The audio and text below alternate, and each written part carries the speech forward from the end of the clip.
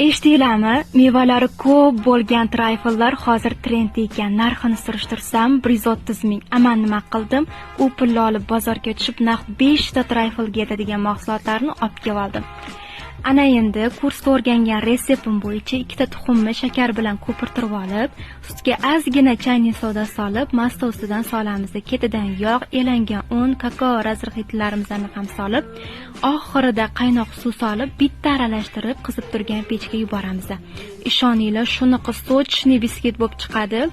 Ana endi kremiga keladigan bo'lsak, muzdek qaymoq bilan sgushonniy molokoyimizni isishguncha ko'pirtirib olamiz. Pishib chiqqan biskvitlarimizni urvoq qilib olib, xuddi videoda ko'rsatilgandek hammasini yig'amiz. Qaymoq bilan plitka shokoladimizni mikrovolnovkada eritib olib, ustidan quyamiz. Xohishga ko'ra bezatamiz. Ana endi qizlar aytinglarchi, 130 mingga arziydimi bu trayfel? Albatta shu usulda tayyorlab ko'ring, shunaqa zo'r bo'ladi.